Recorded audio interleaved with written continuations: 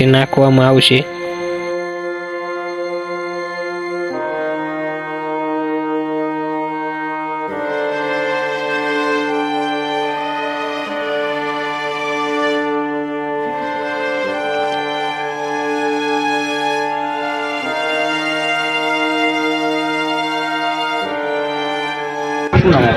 મારું નામ મામલતદાર ગ્રામ્ય બોટાદ। પરમાર સાહેબ, રાધિકા ગૌશાળા ખાતે ઘણી બધી ગાયો મરેલી છે, શું કારણથી આ ગાયોનું મોત થયું? આપે અહીંયા શું જોયું? આજરોજ અમને માહિતી મળી કે સાલિયા ગામ ખાતે ગાયો મરણ થઈ ગઈ છે અને પ્રેસમાં કંઈ કટિંગ આવ્યું હતું અને જોવામાં આવ્યું એટલે અમને માહિતી મળી અને પ્લસ બીજું પોલીસ વિભાગ દ્વારા ટ્રેનિંગમાં ખબર પડી એટલે પોલીસ કરાવી છે એમના એ બી અહીં રાતે હાજર જ હતા એટલે કે જે બધા ગામના બધા ભેગા હતા જોયું તો આમ ખરેખર બધી ગાયો અહીંયા મરેલી 25 જેવી કંઈક ગાયો છે મરી ગયેલી અને મરી ગઈ છે એમાં એનું પોસ્ટમોર્ટમ બી કરવામાં આવ્યું છે 2 ગાયોનું।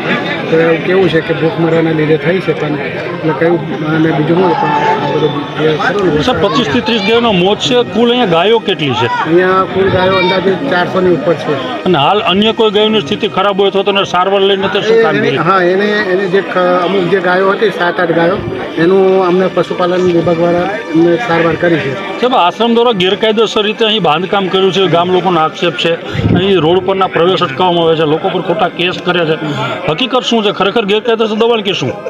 આમાં શું છે, જે તે વખતે અમને 2013માં કે આસપાસ માગણી કરી હશે સરકારી જમીન માટેની અને એમની એક માગણી ના મંજૂર થઈ છે, પછી બીજી વાર બી કરી છે અને હજુ એનું કોઈ કાયદેસર આમ જાણવા નથી મળ્યું પણ અમને બહુ કંઈ ખબર પડી છે કે હજુ કંઈ એટલો એનો હુકમ થયો નથી એનો એટલે જમીન ફાળવી નથી હાલમાં। એટલે ગેરકાયદેસર કહી શકાય? ગેરકાયદેસર કહી શકાય। તો આને લઈને કાર્યવાહી થશે? હા થશે। આપણે એનું દબાણ કેસ હવે દાખલ કરશું, દબાણ કેસ દાખલ કરીને અમે રૂબરૂ સાંભળીશું અને જો કરવા જેવું હશે તો આપણે એનો દબાણ દૂર કરીશું।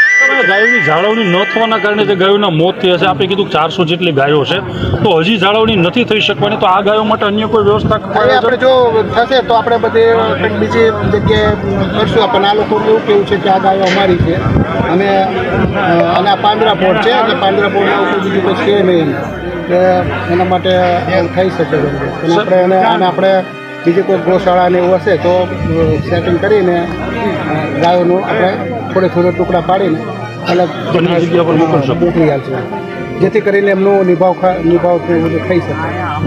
રાધિકા આશ્રમ ખાતે આપણે આપણી ટીમ અહીંયા પહોંચેલી છે, સ્થિતિ શું છે ખરેખર? મને મામલતદાર શ્રીનો કોલ આવેલો 1:30 વાગે આજુબાજુ કે સાલિયા જે ગૌશાળા છે ત્યાં કંઈક પશુ મરણ થયેલ છે એટલે હું અને મારી ટીમ સાથે 3 જીવીકે એમ્બ્યુલન્સ અને બીજો અમારો સ્ટાફ 10-15 જણ સ્થળ ઉપર પહોંચ્યા।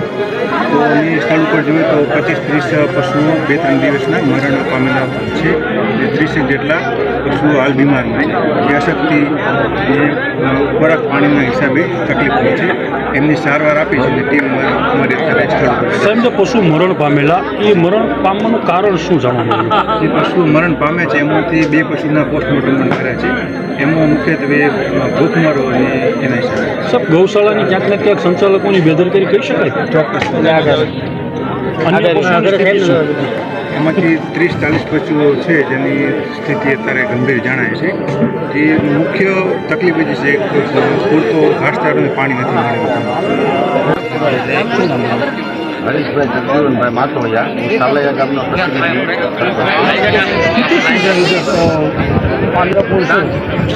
ગાયો મરી ગઈ, સમાચાર પહેલાં તો ગાયો મરવાનો સતત દરરોજ ચાલુ છે, એમ 10 ગાયો તો દરરોજના સમાચાર હતા જ છે પણ આ 2 દિવસથી તો 50-70 ગાયો મરી ગઈ છે અને કાલ રાત્રે ગાડીઓ ભરાઈ ગઈ છે, મેરેલી વેચ દે છે। કોણ નથી? એ ગૌશાળાના જે બાપુરિયાની હા એનો ધંધો જ છે આ કાયદે। કેટલા સમયથી અહીંયા સ્થિતિ છે? અને આની પહેલાં મેં એકદમ હું એકલો પડ્યો, અત્યારે આ બધાનો સપોર્ટ આવ્યો એટલે આ ઝુંડે છૂપ્યો બધો। આની પહેલાં તો કાગોને લાવ્યો હતો, ઘણી વખતે આપણે મીડિયા ઉતાર્યા હતા, એમાં એટલું કાંઈ નહોતું થયું પણ અત્યારે થાકી ગયા, મને વિશ્વાસ છે। કે આ જે પાપ રહ્યું ને ધરતીમાં છે હાલે એની ધરતીમાં છે આ બધા ગામડાનું પાપ વધતો જ નથી થતો રોજના 10 વર્ષે બધા ઘટના થતા પાપના કારણે એટલે આને આપણે જડમૂળમાં જ કાઢી નાખવાનું ગેરકાયદેસર બધું દબાણ ગેરકાયદેસર સરકારી પડતર જગ્યા છે સરપંચ તરીકે અત્યાર સુધી કેમ કાર્યવાહી ન આ મારા અંડરમાં ન પંચાયતના અંડરમાં છે રજૂઆતો કરે ને રજૂઆત કેટલી વખત કરીએ અમે આપણે બે કાગળ પડ્યા અધિકારીઓ કામગીરી નથી આ કરતા અધિકારીઓ રસ્તા ડુંગર રૂપાયો હતો પણ બધું ડરી ગયો એ વખતે એટલો બધો મને ગામનો ફરતા ગામનો સપોર્ટ નહોતો અને અત્યારે તો મારા હાથમાં પંચાયત નથી પંચાયત મારી પૂરી થઈ ગઈ પણ આપણે કહેવાનું કામ એમાં સતત ચાલુ રાખી છે ક્યાં સુધી તમે મહેનત કરશો આ તમામ દબાણો દૂર કરવા કામગીરી સર આમાં કદાચ જીવ દાઈ દેવો પડે તો જીવ દાઈ દેવાનો કયું હોય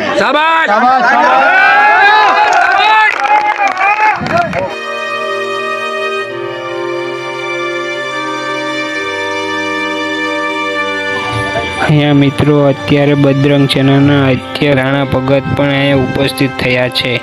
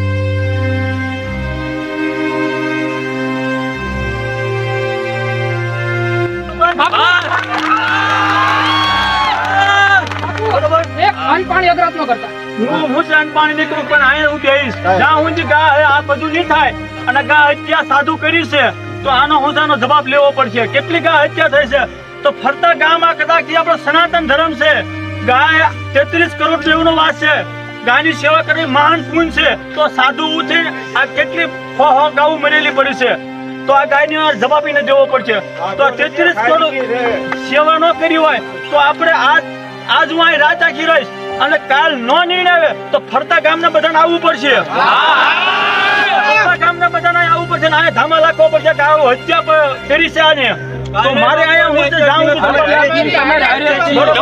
તો આનો તાત્કાલિક સરકારને વિનંતી કર્યું છે કે મામલેદાર કલેક્ટર તો આ તાત્કાલિક આ ગાઉનો નિર્ણય કરે અમારે આ ગા હત્યા થાય છે ગાઉને હું છે કેટલી ગાઉ મળે છે તો તાત્કાલિક અમે સરકારને વિનંતી કરી છે અને જનતાને કહેવી છે કે આટલી ગાઉ મળેલી છે તો કોઈને ખ્યાલ નથી આવતો પગપાળા રણુજા હાલીને ગયો મને ખબર પડી એટલે ભાઈનો ફોન આવ્યો તાત્કાલિક મેં કીધું આવું જ છું તો ગાયો માટે પહેલેથી હું છું હું ગૌ રક્ષણમાં છું બજરંગ સેનામાં છું ગાનું જ્યાં ખબર પડે અડધી રાતે જઉં છું તો ગા હત્યા થાય છે એ જોવાતું નથી તો આપણે હું છે મારે જ્યાં સુધી નહીં નિર્ણય આવે ત્યાં સુધી હું અહીંયા જ બેહવાનો છું બોલો દ્વારકા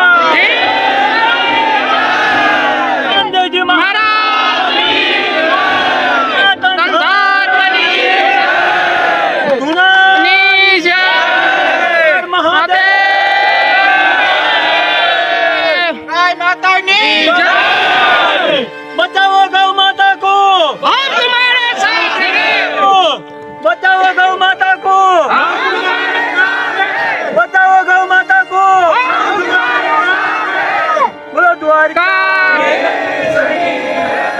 તમારા હવાના ઘરે જાઓ બધા અને કાલે સવારમાં બધા આવી જજો અને જ્યાં સુધી આ કાનૂન નિર્ણય આવ્યો ત્યાં સુધી હું અહીંયા ધામા રાખવાનો છું આનું તો અન્ન પાણી હું નહીં લઉં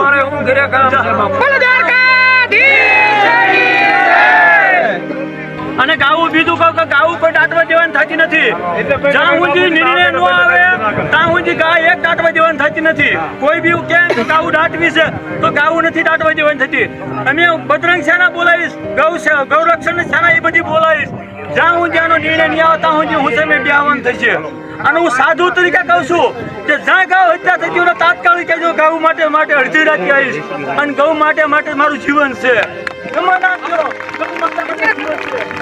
હું તો બધાને પ્રાર્થના કરી કે ગા હત્યા થાય એ બંધ થાય અને ગૌ હત્યા જેટલી થશે આવી ગૌ મળશે તો એક દી આપણો એવો સમય આવશે જેટલું ખૂન લોહી ધરતી પર જશે એટલો પરમાત્મા નારાજ થઈ છે ને રટને પતન થશે. તેથી કોઈ આપણી અરજી નહીં સાંભળે. એટલે ગૌ ભક્તો થઈને ગૌ માતાની સેવા કરજો માનતા ધનથી. એમાં ઠાકર પરમાત્મા રાજી રહેશે. આવી ગાવું હત્યા થઈ હો ગાવું 150 ગાવું મરેલી પડે છે. તો તાત્કાલિક આનો સરકાર નિર્ણય લાવે એ અમારી પ્રાર્થના છે. અને આ ગા માતા મરી જાય, એક નહીં એવી હજારો હો ગાવું મરેલી પડે છે આમાં. તો બધાને થઈને આ ગૌ માતા માટે બધા જાગૃત થાવ, ઘરે ઘરે જાગૃત થાવ. અને કાલ આનો નિર્ણય ન હોય તો ફરતા ગામ વાળાને કહેજો કે બધાને જવાનું છે અને આ ગૌ માતા બધાને છોડાવવાની છે. એટલે બધા ગામડાને જાણ કરો. આ કયા ગામ લાગે? સાલિયા ગામમાં ગૌશાળા કે કરી છે. અને ગાવું ને હું છે ગાવું પછી મરે છે, ભૂચીને તરીચ્યું મરે છે. બાપ હિન્દુના સંતાન હોય, જાગો જાગો. અને ગૌ હત્યા જેટલી થઈ છે, ગૌ માતા ધરતી પર નહીં રહે તો તમારું એક ભ્રષ્ટ થઈ છે. જેમ બીજા દેશની અંદર કોમવાદ થાય છે એવું અહીં થશે ગમે તારે. એટલે ગા માતાની સેવા કરવાનો આપણો ધર્મ છે, હિન્દુનો ધર્મ છે, સનાતન ધર્મ છે. 33 કરોડ જેવો વાસ છે આનો.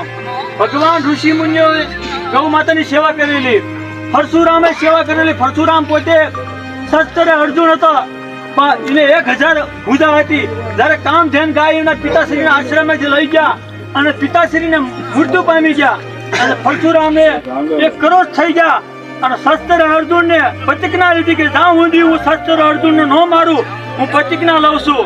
અને શસ્ત્ર અર્જુન ને એને ધડમાંથી મસ્તક નાખવું પડ્યું મહેશ્વર ની અંદર. એટલે સાધુ સંતોને મેં વિનંતી કરી છે, બધા ભક્તો બધા વિનંતી કરી છે કે ગૌ માતા જ્યાં હત્યા થાય બધા એકતા કરો બાપ. જેટલી આપણી પોતાની એકતા છે તો આ ગૌ માતા માટે બચશે. નકર આ બધું ભ્રષ્ટ થાય છે. જેટલી ગૌ માતા હો મરી જાય છે કોઈને ખ્યાલ નથી. આપણે બોલે દ્વારકા. જ્યાં સુધી આ ગાયોનો નિર્ણય નહીં આવે ત્યાં સુધી આ બાપુ અહીંયા જ બેઠા રહેવાના છે.